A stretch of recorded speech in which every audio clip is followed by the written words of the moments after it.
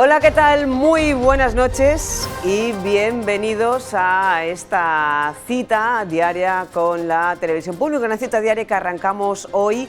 Quedan exactamente 6 días para la jornada electoral, para la cita con las urnas del 23 de julio, del 23J, y arrancamos aquí hoy, como decimos, un programa de entrevistas a los candidatos en Ceuta para estos comicios, a los candidatos que han accedido a participar en este formato. Ya saben que en Ceuta hay 8 candidaturas para concurrir y ocupar los escaños, el escaño que le corresponde en el Congreso de los Diputados y los 2 escaños en el Senado. Ya durante esta mañana empezamos con entrevistas a los candidatos al Senado y a esta hora, 9:30, durante toda la semana vamos a conocer las propuestas y a los candidatos al Congreso de las formaciones políticas que han aceptado esta entrevista. En unos instantes saludaremos ya al candidato del Partido Popular, al señor Javier Zelaya, candidato al Congreso. Mañana, a esta misma hora, pues hablaremos con el candidato de Sumar, el señor Antonio Nepomuceno.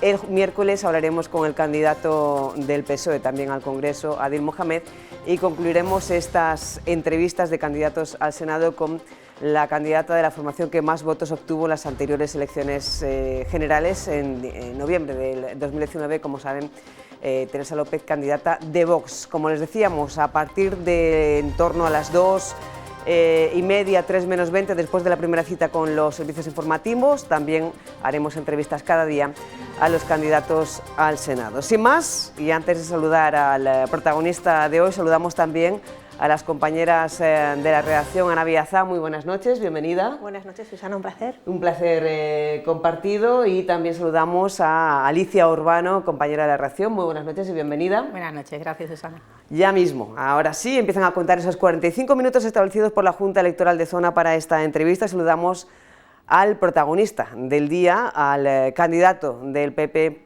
al candidato al Congreso del PP, el señor Javier Zelaya. Muy buenas. Hola, muy buenas noches.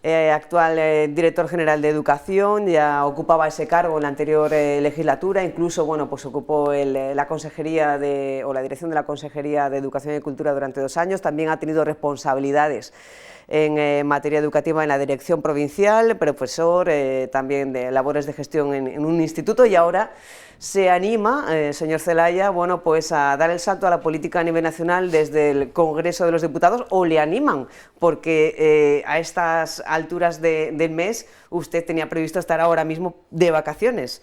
¿Cómo ha sido esa llamada o esa invitación a ser el candidato del PP al Congreso, y cómo lo está llevando? Bueno, pues la verdad que me pilló completamente por sorpresa, no era desde luego la llamada que esperaba. Es más, en principio, hoy curiosamente era el día que hubiera empezado mis vacaciones, unos días fuera de Ceuta, y que era lo que tenía planificado, y lo que yo tenía en mi cabeza en aquel momento era un poco la continuidad en el cargo de la Dirección General de Educación, ¿no?, dentro de lo que era la remodelación del nuevo gobierno formado por el presidente Vivas, y en todo caso también que había la posibilidad de volver a mi plaza de funcionario de carrera, de mi plaza de profesor en el Instituto Luis de Camões, ¿no? La verdad que han sido ya desde luego bastantes años alejado de las aulas, ¿no? Allí pues pasé 15 maravillosos años de mi vida, y los últimos de ellos como miembro del equipo directivo, como jefe de estudio, y luego pues desde el año 2012 han sido 11 años en los cuales pues 5 he prestado servicio en diferentes cargos al Ministerio de Educación. Entonces era Educación, Cultura y Deporte, ahora es Educación y Formación Profesional, y luego estos últimos 6 he prestado servicio a la Ciudad Autónoma de Ceuta, desde 2017, 2 años como consejero de Educación y Cultura, y esta legislatura como director general de Educación, acompañando al consejero, a Carlos Rontomé, ¿no?, con quien además me une una relación de amistad, ¿no?, aparte del trabajo compartido. Y ahora ha aceptado esa animación a la que me refería antes, de ser el candidato del Partido Popular al Congreso aquí en Ceuta. Le pediría que, para empezar, la primera pregunta, hiciéramos un ejercicio de síntesis, una reflexión, para que nos expusiera qué cree usted o en qué cree usted que va a cambiar, a mejorar Ceuta con un gobierno del Partido Popular. ¿Cuál sería la medida, la principal medida o la mejor medida que aplicaría el Partido Popular si llega a Moncloa para Ceuta? Bueno, el Partido Popular, dentro de su programa, se ha diseñado un programa amplio, ambicioso, para la regeneración social, económica, institucional de España, un programa con 365 medidas, ¿no? Es fácil de recordar, son los días del año, ¿no? 365. Y luego se destacan incluso las 50 principales. Pues en estas 50 principales aparece Ceuta y Melilla también, en cuanto a que el Partido Popular considera que hay que reforzar pues, la presencia del Estado en Ceuta, precisamente por el carácter que tienen ambas ciudades autónomas de únicas fronteras terrestres de España y de la Unión Europea con el continente africano, lo cual nos ocasiona pues, ciertos problemas que desde luego no padecen otros territorios. Y además, dentro de ese planteamiento de reforzar la presencia institucional del Estado en sus ámbitos competenciales, pues también apuesta por el Partido Popular por analizar la financiación de la ciudad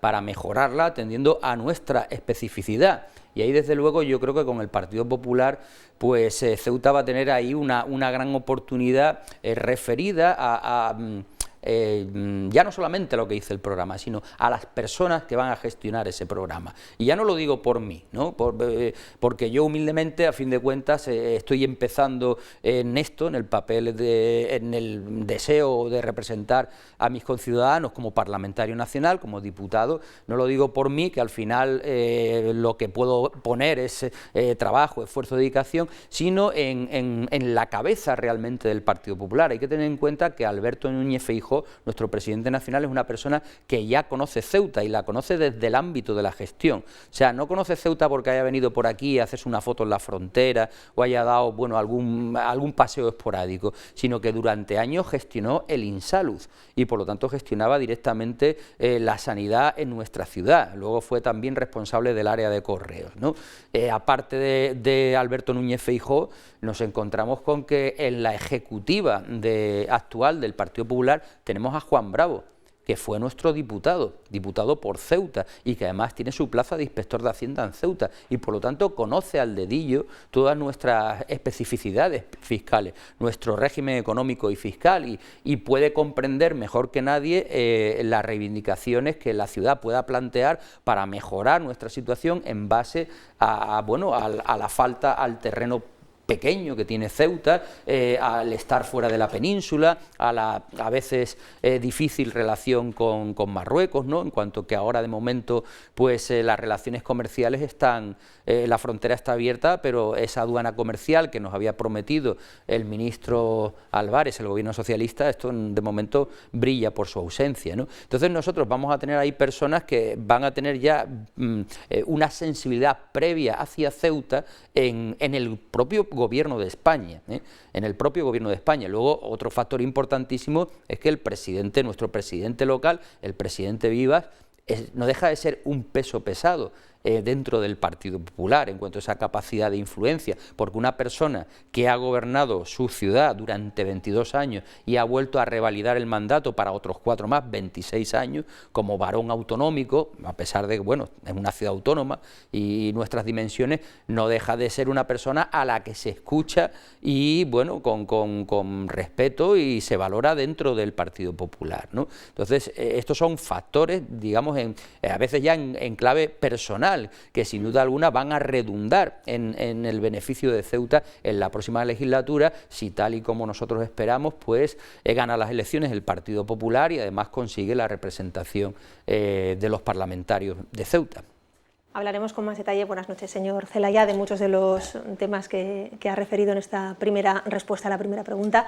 Yo le quiero preguntar si esa sensibilidad y ese conocimiento que personas, que altos cargos del partido, desde su presidente hasta Juan Bravo que citaba, ese conocimiento que tienen de la circunstancia de Ceuta, de sus peculiaridades, ¿permitiría al PP de llegar a Moncloa a arbitrar algún tipo de medida que evitara que se modificara el sistema actual, bueno, el sistema que se implementará en septiembre y que afectará al actual régimen de cuotas, de bonificaciones a las cuotas empresariales a la seguridad social? ¿Podría el PP lograr que no llegara a entrar en vigor lo que previsiblemente entrará o lo que está previsto que entre? A ver, las elecciones, como todos sabemos, son ahora el próximo 23 de julio y creo recordar que las Cortes se constituirán, me parece que es el 17 de agosto, de modo que, bueno, el nuevo gobierno tendría que correr mucho para conseguir evitarlo antes del 1 de septiembre, que si no me equivoco es la fecha prevista para que se aplique pues esta medida que bueno, desde el Gobierno de la Nación, nuestra delegación de gobierno, incluso bueno, los candidatos socialistas habían prometido que eso se iba a resolver, pero a día de hoy desde luego no ha ocurrido y que puede tener efectos muy perniciosos en la economía de la ciudad al desaparecer la bonificación.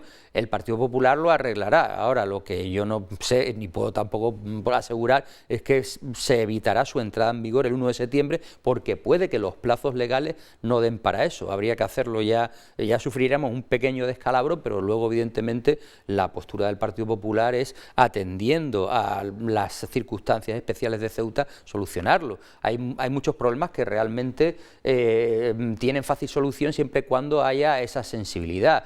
El otro día comentando pues con nuestra consejera de Hacienda y Función Pública, ¿no? Bueno, ahora se llama Transformación Digital, con Kisi, ella comentaba que es curioso cómo para intentar aliviar la inflación que estaba deteriorando el nivel de vida, el poder adquisitivo de la población española en general, se había conseguido, después de que el Partido Popular lo sugiriese, insistiese en el Parlamento una y otra vez, finalmente el PSOE había aceptado a rebajar el IVA e incluso en algunos alimentos prácticamente dejarlo en cero. Sin embargo, eso no se puede hacer con el IPSI, que ya tiene una bonificación muy reducida, pero no se puede dejar a cero, porque la normativa que lo regula es así. Y entonces, en fin, ahora nos encontramos con el contraste de que en la península pueden tener determinados alimentos a IVA cero y nosotros, aunque me parece que es un 0,5 nada más, muy reducido, ¿no? Ya lo era, pero no podemos igualarnos en ese cero porque habría que cambiar la normativa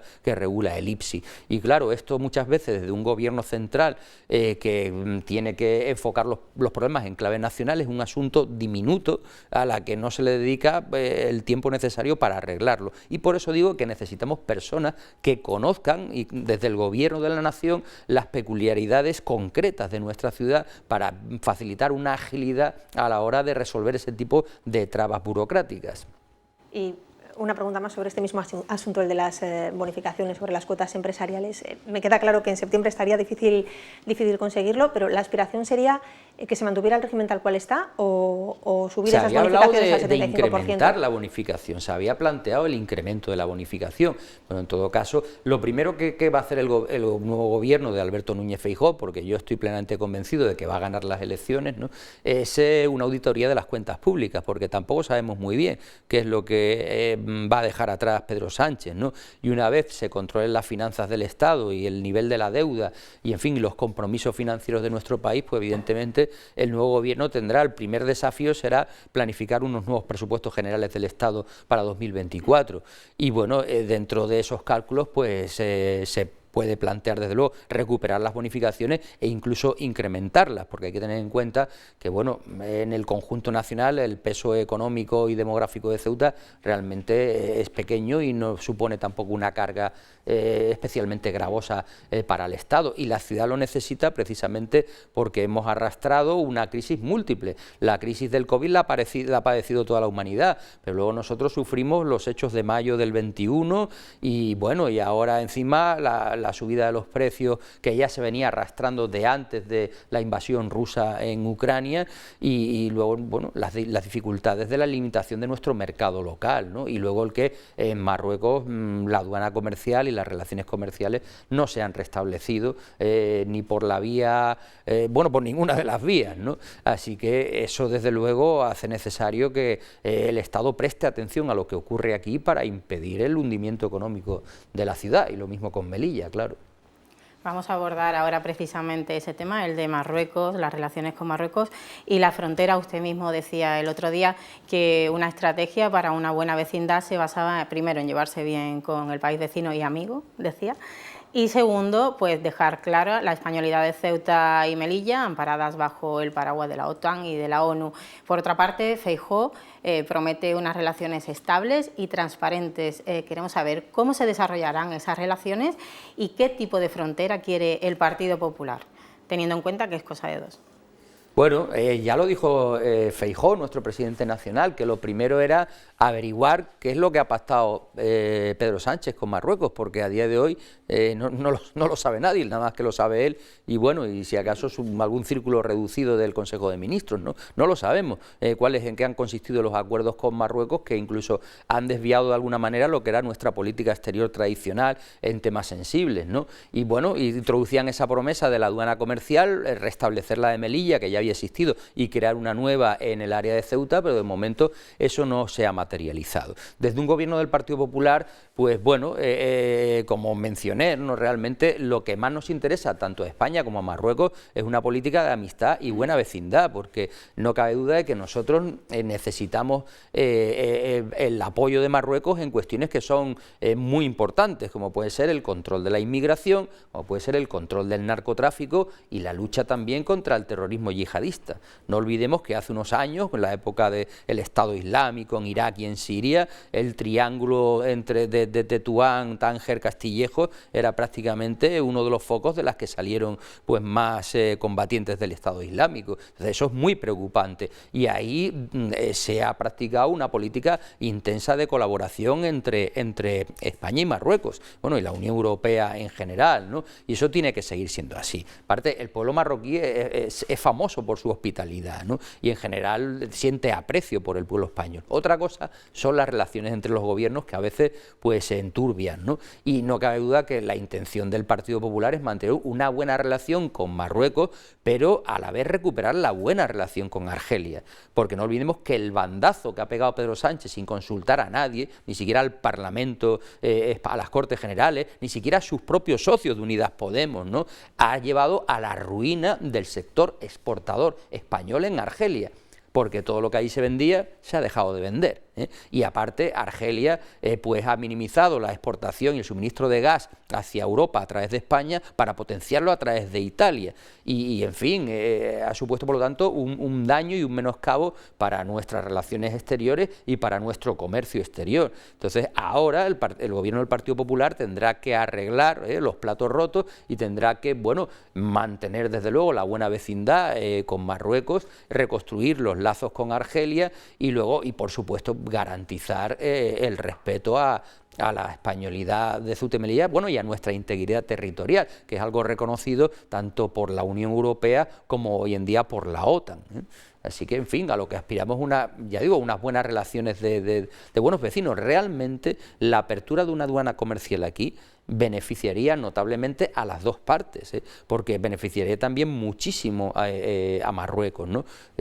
Así que, bueno, realmente es una lástima que, en fin, por discrepancias muchas veces de política exterior, como comentabas, pues estas cosas no las decide uno solo, sino son cuestión de dos, no podamos alcanzar pactos y acuerdos que sean bilaterales, que sean pues muy beneficiosos para ambas partes. Sí, una de las cuestiones, de las principales preocupaciones de los ceutíes sigue vinculada al desempleo, al paro, pese a que se están creando puestos de trabajo en el sector tecnológico, en las nuevas tecnologías. Bueno, pues hay un paro estructural ahí de en torno a 10.000 parados que parece difícil de superar. ¿Cuáles serían las medidas que plantearía un gobierno de España, del PP, aquí en Ceuta, para bajar estas cifras de desempleo? ¿Y qué haría con los planes de empleo? ¿Se mantendrían? ¿Se reformularían? Bueno, vamos a ver, Ceuta tiene como todos sabemos, dos puertas, por así decirlo, ¿no? Una es la frontera y la otra es el puerto, ¿no? Y ahora mismo se puede decir que funcionamos con las dos entreabiertas, ¿no? Y lo digo en el caso del puerto porque en general todas nuestras medidas políticas desde la ciudad autónoma de Ceuta y consensuadas con el Estado han estado encaminadas a buscar que en ningún momento el ceutí tenga sensación de aislamiento, o sea, el facilitar la comunicación con la península, por el abaratamiento de los precios del transporte, por la bonificación que tenemos los residentes, pero habría que plantearse también y estudiar el paso contrario, o sea, que nuestros compatriotas del resto de España tengan o puedan tener la misma facilidad en venir a Ceuta y que eso no sea pues simplemente determinados paquetes turísticos. Ya la ciudad en su momento peleó intentar imponer la obligación de servicio público a alguna de las líneas marítimas del estrecho para garantizar unos precios más reducidos que permitiesen que en Ceuta despegase el turismo, porque tenemos atractivos de sobra para que así ocurra. ¿Qué es lo que pasa? Que realmente todos sabemos que para el que no goza de las bonificaciones del transporte marítimo, el venir a Ceuta es caro, ¿eh?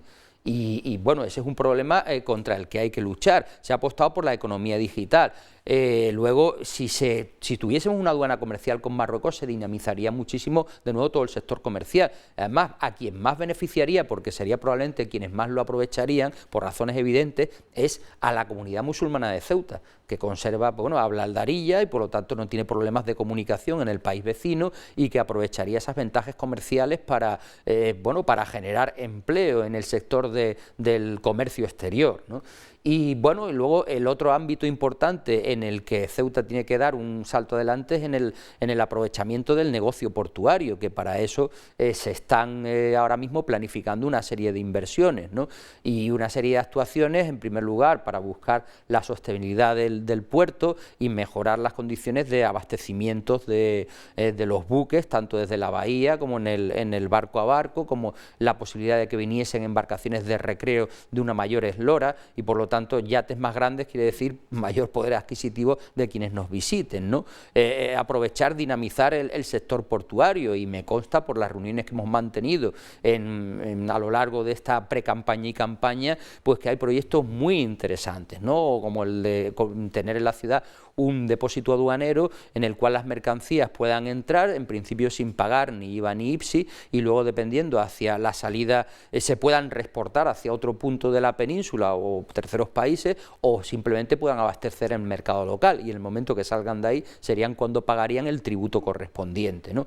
Y eso sería desde luego una importante ventaja. En cuanto a la pregunta del plan de empleo, en principio el plan de empleo consideramos que es fundamental para mantener la estabilidad socioeconómica de la ciudad, teniendo en cuenta el elevadísimo nivel de desempleo que padecemos. Pero es verdad que el plan de empleo también tiene que reforzar su componente de formación, porque hay que cualificar a las personas para que puedan incorporarse de manera estable al mercado laboral y no tengan que estar pendientes de decir, bueno, pues a ver si el próximo año me toca un poco la lotería de aparecer en los listados de plan de empleo, y si no, pues a ver si mientras puedo cobrar el desempleo. Y bueno, está en una situación que yo creo que a nadie le gusta, que todo el mundo a lo que aspira es encontrar un trabajo estable y bueno, y tener una seguridad y bueno, y en fin, y progresar en su oficio, el Partido Popular, desde luego, todas sus medidas van a ir encaminadas a relanzar la economía, porque no hay mejor política social que la creación de empleo. Cuanto más crezca el empleo, pues evidentemente habrá también una mayor recaudación por parte del Estado. Y no cabe duda que, por lo tanto, las medidas económicas que se tienen que tomar son aquellas encaminadas a favorecer la inversión y la empleabilidad, y no ir persiguiendo, señalando, castigando a las grandes empresas. Nosotros a las grandes empresas o a las grandes fortunas lo que le tenemos que exigir es que sigan creando riqueza, que no se guarden el dinero, lo escondan o lo derrochen en cosas sin sentido, sino que realmente lo consagren a esforzarse en generar más riqueza, que sí, que ellos con eso se van a volver más ricos todavía, pero eso lo que va a provocar es que cada vez haya más personas con trabajo y una mayor recaudación del Estado a través de los impuestos, ¿no? Y una mayor generación de riqueza, no como ha ocurrido, pues bueno, con la empresa Ferrovial, que ha trasladado su sede a Holanda, siendo señalada y poco más o menos que acusada por el gobierno de la nación. Si nos dedicamos a meternos con los empresarios, a acosarlos, a insultarlos, a menospreciarlos, pues desde luego no estamos creando el clima propicio para que inviertan en nuestro país, que es lo que, a la hora de la verdad, genera el empleo. ¿Y qué va a pasar con la reforma laboral si gobierna el Partido Popular? Bueno, pues estudiará la reforma laboral que se ha realizado realmente toca algunos aspectos de la que ya previamente había elaborado el Partido Popular, ¿no? Y aquí, en fin, es verdad que se ha fomentado el contrato fijo, pero luego también se ha disimulado la figura del fijo discontinuo, con aquello de no aparecen ahora en las estadísticas, de modo que hoy en día ni siquiera el SEP INDEP sabe cuántos parados hay realmente en España, porque estadísticamente el fijo discontinuo, o sea, que el que trabaja por temporada, aparece como fijo o como indefinido durante todo el año, ¿no? Entonces, esto, en fin, habrá que... Nosotros somos partidarios de, por un lado, garantizar los derechos de los trabajadores y, por otro lado, dar flexibilidad a las empresas, que en muchos casos necesitan la contratación temporal dependiendo del volumen de trabajo estacional que tengan o de las circunstancias de la producción. Entonces, bueno, se analizará y se estudiará. Yo no soy desde luego el encargado de elaborar la política económica a nivel nacional del Partido Popular, ¿no? Pero se revisará desde luego la reforma laboral y si hay que modificar algún detalle que consideremos que sea negativo para favorecer la creación de empleo, pues así se hará.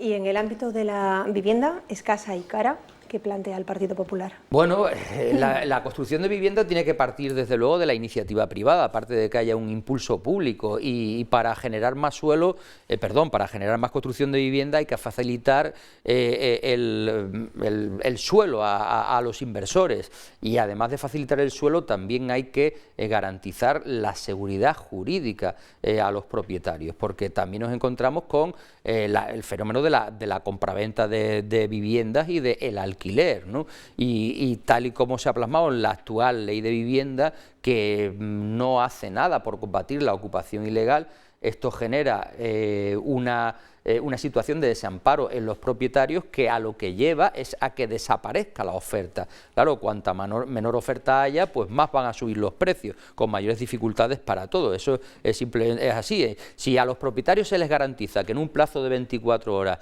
cualquier situación de ocupación ilegal se le va a poner punto final con la intervención de la policía, evidentemente todo aquel que tenga viviendas, que tenga otras viviendas disponibles, pues en vez de tenerlas vacías y sin generarle ningún beneficio, pues las sacarían al mercado del alquiler, que en muchos casos no lo hacen por miedo al desamparo, a la inseguridad jurídica que les da la ley actual. Y en cuanto a la política de vivienda, pues bueno, hay una medida que me parece muy interesante, que va enfocada sobre todo a los jóvenes, ¿no? Considerando jóvenes los menores de 35 años. Y es que el Partido Popular, dentro de esos 365 propuestas o puntos de nuestro programa, habla de crear una fianza, un aval, ¿no? Un aval de cara al sistema financiero, a los bancos, para que faciliten el acceso a los jóvenes a la vivienda. ¿Cómo funcionaría?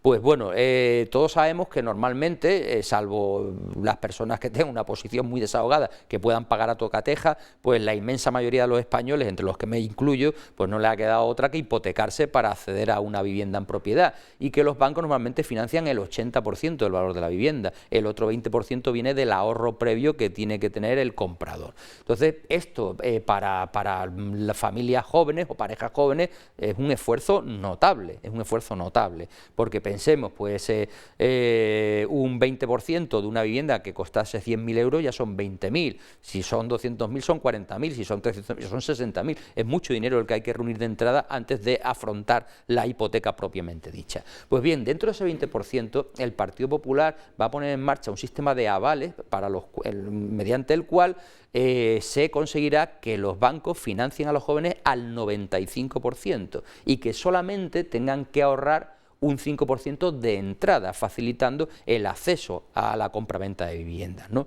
De modo que si por lo que fuese esos jóvenes, ¿no?, menores de 35 años al final fuesen insolventes o no pagasen al banco, el Estado respondería de ese 15%, no del 95%, ¿no?, pero sí de ese 15%. Además es una medida muy interesante porque tampoco compromete las cuentas públicas, ya que la inmensa mayoría de las personas que accedan de esa manera a una hipoteca probablemente las puedan pagar sin problemas, van a tener esa facilidad gracias al respaldo del gobierno. Y bueno, desde luego se apuesta también por la promoción de vivienda, pero sobre todo enfocado a determinados colectivos que tienen mayores dificultades, ¿no?, como las personas mayores o en el caso en concreto de los jóvenes, que además este apartado lo quiero subrayar porque es importante de cara también a fomentar o a revertir el invierno demográfico que atraviesa la sociedad española, bueno, europea en su conjunto, ¿no?, incluso me atrevería a decir que occidental, pero es verdad verdad que nuestras tasas de natalidad pues están más bajas que nunca, y una de las razones evidentemente es que si una pareja joven no puede emanciparse, pues no puede formar familia, y entonces eso provoca un retraso que hace que cada vez tengamos menos niños, ¿no? Y facilitando por lo tanto el acceso a la vivienda a las familias jóvenes, pues se daría una doble solución, ¿no?, a estos problemas. Al principio de esa entrevista decía que el Partido Popular tiene un equipo con gente que tiene experiencia en gestionar Ceuta y que tiene sensibilidad con las singularidades que tiene nuestra ciudad. Unas singularidades que estaban recogidas en el Plan Estratégico Integral que diseñó el Partido Socialista. En caso de llegar hasta la Moncloa, ¿qué pasará con este plan? Bueno, pues reforzaremos su cumplimiento, y aunque el plan realmente se ha elaborado interviniendo diferentes partes y también con la opinión de la propia Ciudad Autónoma de Ceuta, de modo que cualquier modificación de ese plan estratégico se haría en todo caso desde el Gobierno de la Nación, contando con la opinión de la Ciudad Autónoma de Ceuta. Lo que sí es cierto es que a día de hoy vino pues la ministra... era la ministra Isabel Rodríguez, si no recuerdo mal, ¿no? Vino, nos lo presentó a bombo y platillo allí en el Centro Integrado de Formación Profesional, pero a día de hoy prácticamente no ha habido ninguna materialización de aquel plan. Incluso se incluyen medidas como por ejemplo la construcción de un nuevo centro educativo en el Brul. Yo recuerdo pues a nuestro senador en la pasada legislatura, David Muñoz Arbona, que interpelaba a la ministra Celaá en el Senado preguntándole por la política de infraestructuras escolares en nuestra ciudad, y la ministra le contestaba tan ancha que se había construido el Brul y todavía no se ha puesto ni la primera piedra. Yo no sé qué asesores tendría esta señora, pero desde luego, claro, la cara de David Muñoz Arbona cuando le respondió eso fue todo un poema, decir, pero ¿cómo me está diciendo si es que está el solar convertido todavía en un descampado, ¿no? En fin, desde luego, una de nuestras líneas que ha marcado el propio presidente Vivas, ¿no?, es que buena parte de la solución a los problemas de Ceuta es más España y más Europa, y pasa por el reforzamiento de la presencia del Estado en Ceuta, en la sanidad, en la educación, en la justicia, en la defensa, en el área de prisiones, en todo. Reforzar nuestra prisión ahora mismo pues está funcionando a menos de medio gas, ¿eh? De 8 módulos creo que hay 2 nada más operativos, y luego resulta que tenemos pues diferentes condenados ceutíes en prisiones peninsulares y que podrían estar aquí, aunque solo fuese por facilitar el contacto con sus propias familias. Entonces es chocante que el gobierno de Pedro Sánchez haya permitido el reagrupamiento de los presos etarras en el País Vasco, y ahora resulta que los presos ceutíes están en todas partes menos en Ceuta, y Fuerte Mendizábal prácticamente medio vacío, ¿no? Es absolutamente incongruente, ¿no? Así que, en fin, nosotros vamos a apostar por el cumplimiento del plan estratégico y dentro de esa línea directriz que es más España y más Europa.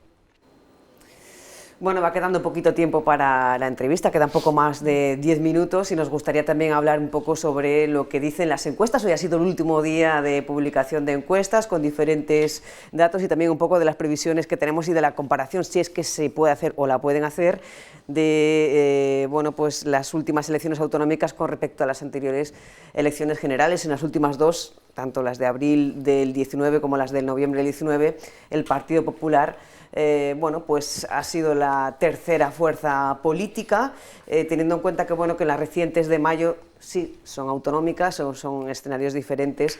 Pues ha obtenido en torno a los 11.000 votos el Partido Popular. No sé si pueden comprarse los escenarios. ¿Qué implicaría la no presentación de los partidos localistas, que fueron, pues de alguna manera unos de los grandes vencedores de las elecciones de mayo?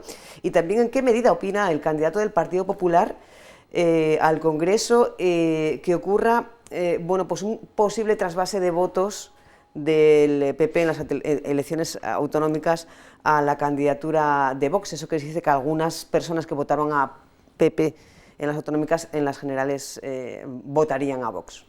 Bueno, pues vamos a ver. El año 2019 fue un año un tanto loco desde el punto de vista electoral, para Ceuta, porque realmente en abril ganó el PSOE, en mayo ganó el Partido Popular y luego en noviembre ganó Vox. O sea, una cosa, 3 mayorías diferentes en el mismo año, que se dice pronto, ¿no? Una cierta inestabilidad por también que acompañaba el panorama político nacional, ¿no? El PSOE se vio impulsado por la moción de censura, la llegada al poder de Pedro Sánchez, y ganó en abril, luego pierde en el mes de mayo, y luego Vox se hace con la representación de nuestra ciudad en el mes de noviembre. Pero bueno, 2019 han pasado ya 4 años, y desde luego la referencia más cercana que tenemos son las elecciones del 28 de mayo, donde el Partido Popular ha vuelto a ser el partido que ha contado con la confianza mayoritaria de los ceutíes, con esos 11.000 y pico de votos frente a 7.000 y algo del PSOE, 7.000 y un poquito menos de Vox, y luego la suma de los localistas también coincide que suma 7.000. Bueno, pues que yo sepa, tanto MDiC como Ceuta Ya, desde luego, no han manifestado su apoyo a ninguna formación. Así que, ¿a dónde irán esos votos? Pues es todo un misterio. Puede que algunos vayan a la abstención y puede que otros pues se repartan entre las formaciones que se presentan, principalmente pues entre el Partido Popular y el Partido Socialista, ¿no? Ya que, en fin, los partidos localistas de corte musulmán, en fin, con Vox, pues la relación ahí ha sido mucho más tensa, por lo menos en el plano local, ¿no? Así que por ahí no creo que vaya, desde luego, ningún voto a Vox. Pero no creo que, desde luego, tal y como presume o imagina el Partido Socialista, vaya a haber un trasvase directo de esos 7.000 votos hacia los votantes socialistas, ni mucho menos, ya digo, ¿eh? Probablemente la mayoría vayan a la abstención, también porque la fecha en la que Pedro Sánchez ha marcado las elecciones no puede ser más nefasta, en plenas vacaciones de buena parte de los españoles y también de los ceutíes, ¿no? Que muchos de ellos pues se marchan de nuestra ciudad, ¿no? Así que ya digo, probablemente la mayor parte vaya a la abstención, y la que no se repartirá sobre todo entre el Partido Popular y el Partido Socialista. Y bueno, luego, en cuanto a que pueda haber un trasvase de votos del Partido Popular a Vox respecto a lo que ocurrió el 28 de mayo, pues probablemente exista, pero en los dos sentidos, ¿no? Y explico por qué. Ha habido personas que apoyaron al Partido Popular, pues bueno, porque su confianza en la estabilidad que el presidente Viva concede, le da a nuestra ciudad, y luego habrá quien diga, pues ahora, pensando en política nacional, me tira más a Abascal que Feijóo. Eso puede pasar, evidentemente, pero también puede ocurrir lo contrario, porque también nos encontramos con personas que, por lo que sea, han sido votantes tradicionales del Partido Popular y por desengaños, por enfados, por cuestiones personales, al final hayan dicho no voto ahora a la candidatura de Juan Vivas, y ahora en las generales estén dispuestas a volver al Partido Popular. Y mi cálculo es que se neutralicen los unos con los otros, ¿no? Que ese vaivén que se pueda producir al final deje las cosas prácticamente como estaban, ¿eh? Porque desde luego yo creo que para aquel ceutí que esté dudando entre apoyar al Partido Popular y apoyar a Vox, en este caso, aunque se trate de unas elecciones generales, yo creo que debería pensar un poquito más en Ceuta, ya no en los intereses generales de España, sino en los de Ceuta, por todas esas ventajas que he mencionado al principio que tiene el Partido Popular y que desde luego no tiene Vox, ¿eh? El próximo presidente va a ser Alberto Núñez Feijóo, el próximo presidente del Gobierno de España, y el tener en el Gobierno de la Nación a una serie de personas que tienen esa cercanía hacia nuestros problemas y ese conocimiento directo de nuestros problemas es una ventaja, es tener medio camino andado, ¿no? Que no encontrarte, pues bueno, sí, aunque sean dirigentes políticos de tu misma formación, a la que tú le tengas que enseñar y explicar la singularidad de Ceuta, teniendo en cuenta que muchas veces desde Madrid pues se nos mira pues con cierto recelo en cuanto a que nosotros gozamos aquí de un régimen económico y fiscal envidiable. ¿Sí? Pagamos menos impuestos, recibimos el plus de residencia, recibimos una serie de transferencias de financiación del Estado que hacen que al final, claro, quien no tenga una sensibilidad especial hacia Ceuta diga, pero bueno, estos señores están siempre pidiendo, ¿no? Y realmente es que hay que comprender que los desafíos contra los que nosotros luchamos son muy diferentes de los que hay en otros lugares, ¿no? De modo que ahora tenemos la oportunidad de alinear el gobierno de la ciudad, el gobierno de la nación y a los parlamentarios nacionales en el mismo signo político para luchar todos juntos por lo mejor para Ceuta.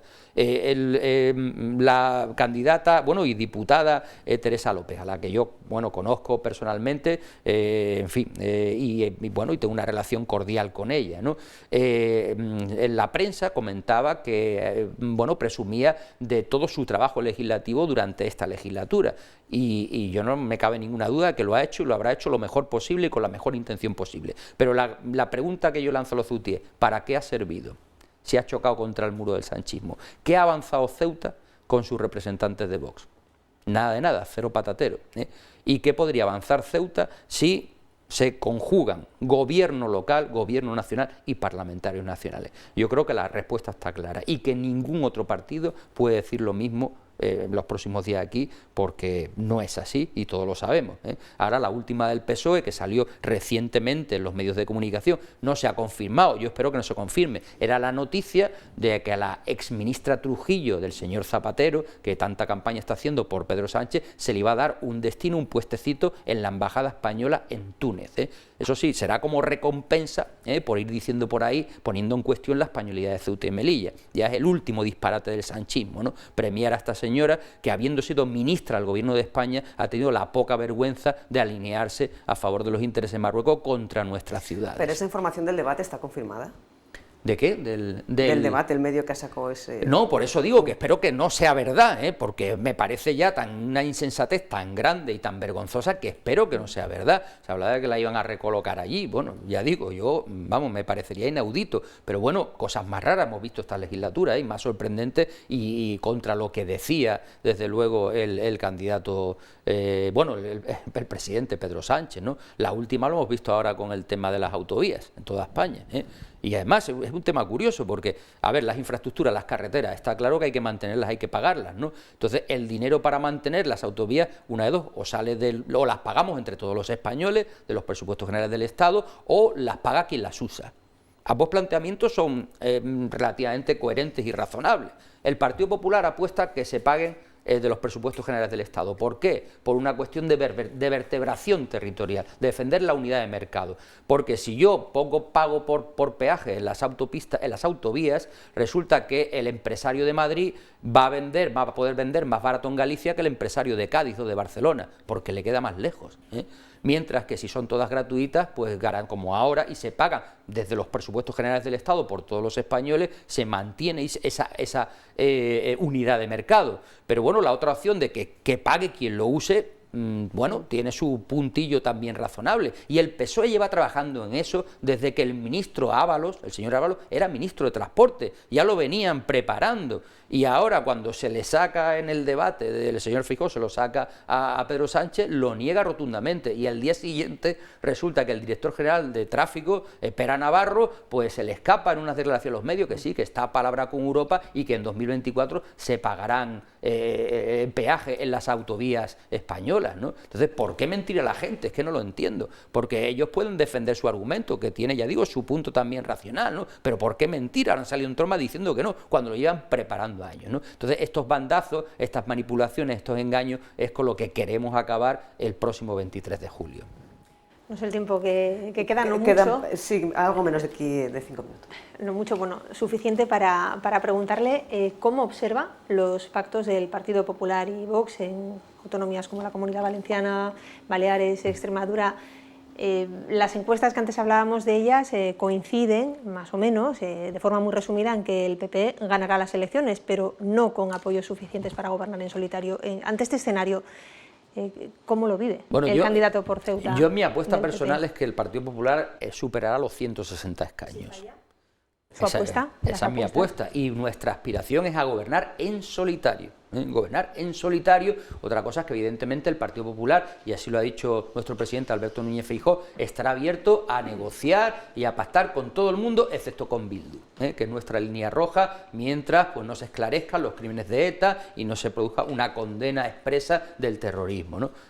Bildu, que ha sido blanqueada por el señor Sánchez y pues desde luego no entra dentro de los partidos con sentido de Estado para el Partido Popular, pero nosotros lo haremos con todo, desde Vox, Vox, PSOE, bueno, quien sea realmente.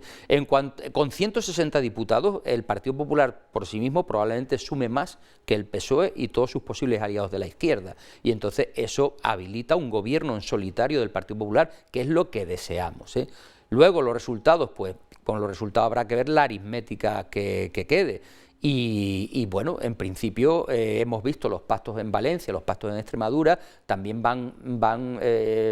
reflejan un poco la división del voto en estos territorios, y desde luego lo que no podía hacer el Partido Popular es dejar pasar la oportunidad pues de arrebatar Extremadura a los socialistas después de tantos años, o recuperar Valencia, que había sido un tradicional feudo del Partido Popular. Aún así, lo que sí tenemos claro es que si se alcanzan pactos con Vox, pues habrá una serie de líneas rojas que el Partido Popular no va a permitir que Vox traspase, ¿no? Sobre todo en las cosas que tienen que ver con los derechos de los ciudadanos, ¿no? Y especialmente con la defensa de la mujer o la lucha contra la violencia de género, que no olvidemos que el pacto contra la violencia de género es el único pacto de Estado que se alcanzó en la época del presidente Rajoy. Se pensaban conseguir 4, por las pensiones, por la sanidad, por la educación.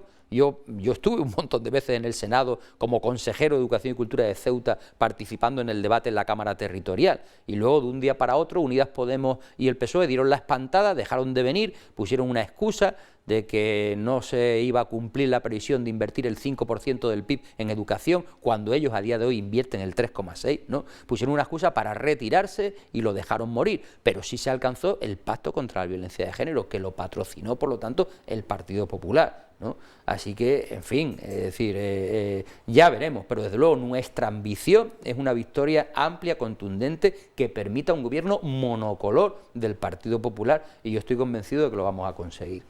Pero en algunos de los puntos donde se haya alcanzado un pacto con Vox, ha desaparecido violencia de género para poner violencia intrafamiliar.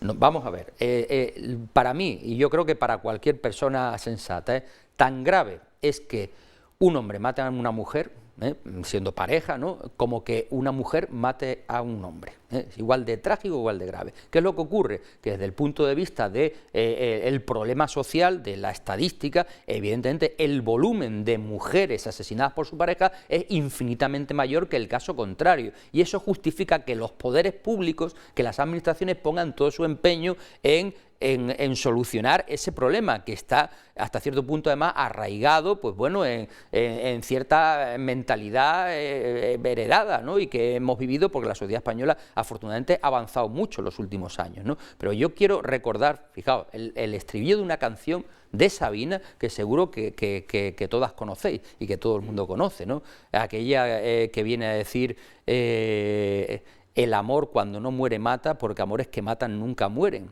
Y la canción es preciosa, no puede ser más romántica, pero claro, si el mensaje lo sacamos de contexto es absolutamente dramático, y es verdad que los españoles durante mucho tiempo han vivido sus relaciones sentimentales con esa especie de justificación de la violencia, porque es que la quiero tanto que no puedo soportar eso se tiene Celaya, que cortar. nos quedamos sin tiempo, hemos cubierto los 45 minutos bueno, que ya está establecido la Junta Electoral de Zona para esta entrevista. Muchísimas gracias. Agradecemos también a Ana Villazá y a Alicia Urbano su presencia. Muchas gracias, un placer. Le deseamos que tengan muchísima suerte, y a ustedes les damos las gracias también por acompañarnos, y les citamos de nuevo mañana a partir de las 9:30 con otro candidato, en este caso el candidato de Sumar, Antonio Nepomuceno. Será a las 9:30, y antes cita con los servicios informativos a las 2:15 y a las 8:30 de la tarde. Nada más. Muchísimas gracias y que pasen muy buenas noches. Hasta mañana.